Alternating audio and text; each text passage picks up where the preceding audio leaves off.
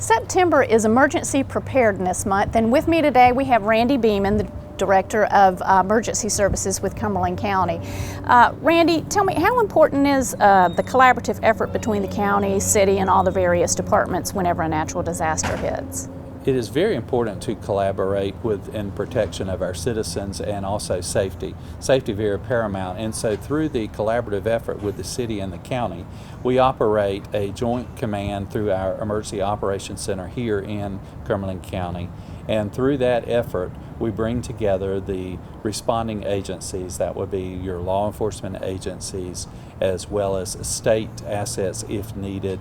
And so through that effort, it is very important that we work together, and we do. We constantly are in contact with our city partners, and through not only the Sheriff's Department, the police departments, but also our fire services, our volunteer fire services, our paid services, and involving themselves in the response of whatever that emergency may be. And are there any programs that citizens can sign up for to be alerted in the incident of an emergency? Absolutely, and we certainly encourage our citizenry to reach out to a software that they can go to online with the Cumberland County website. And on that, they will see up in the top left corner of the main website a code red is what it's called. And they have the option to receive notices of severe weather through either text messaging or their cell phones or their home phones, whichever they desire, and they can sign up for that. Very important option and opportunity for safety of our citizens. Thank you so much. Thank you. Okay, now we're going to learn more about what you can do to stay safe. A natural disaster can happen at any time, and when that time comes, it's better to be prepared than to wait until the last minute. A hurricane's a good example of one of those natural disasters, and it's been quite some time since we've actually experienced that directly in this area. But our preparations for that kind of include, one, the luxury of having advance notice, typically 3 or 4 days for people to get prepared for it. And what we ask that they do, first and foremost, they can develop a kit with important sorts of things that they might need in the event of a disaster that they have to go somewhere.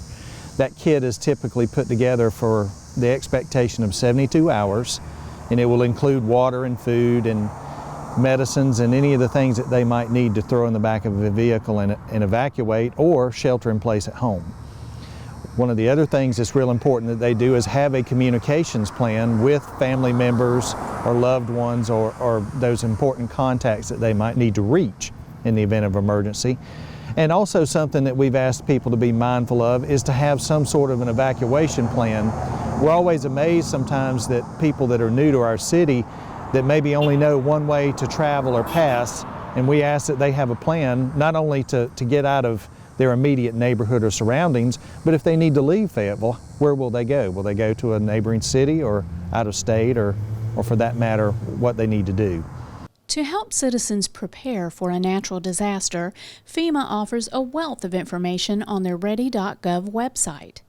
Plans and checklists are available for download, as well as other information and resources that can benefit citizens before, during, and after a disaster. We also ask that people take a chance to inventory their belongings and put those photographs or videos somewhere apart from where you're actually living so that it'll be stored in a safe place.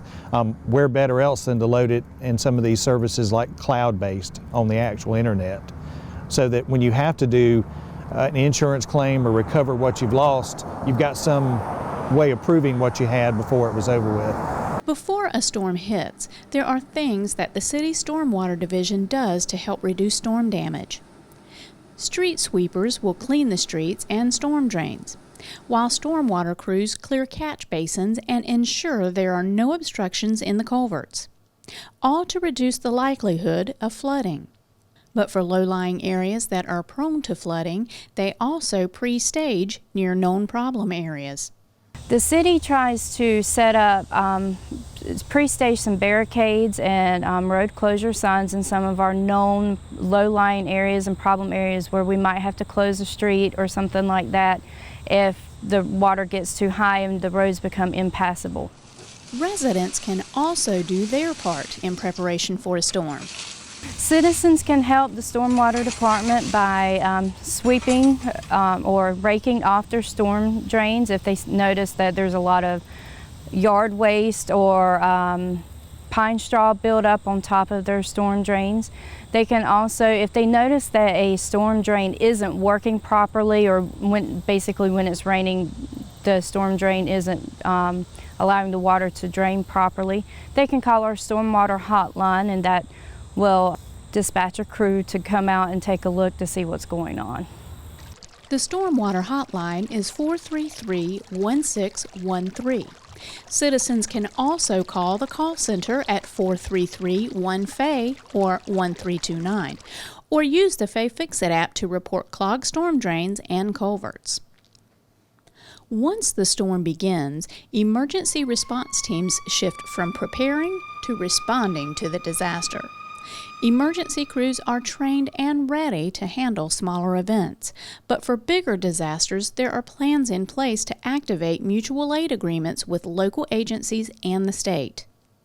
Police and fire are not the only local department who kick into high gear during a storm. We have partnerships that make all of that possible. We have city streets, we have parks and rec, we have environmental services, so it's all a team effort to accomplish that mission.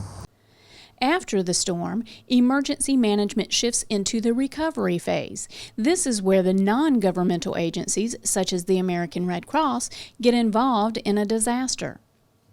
The help they provide can go beyond providing supplies or shelter, but also helping residents with applying for federal aid through FEMA. Some of the most powerful help starts at home, with neighbors helping neighbors and citizens preparing themselves. The further out that you can plan, the much more better off you're going to be. And we say that we have a 3 or 4 day leeway with hurricanes, and that's great. It's nice to have the luxury of know that something's coming, but also keep in mind we have tornadoes sometimes that accompany these hurricanes, and you're going to get minutes to seconds notice. So if you haven't done something to prepare, you're already way behind, up into the point that it might be catastrophic, even cost you your life.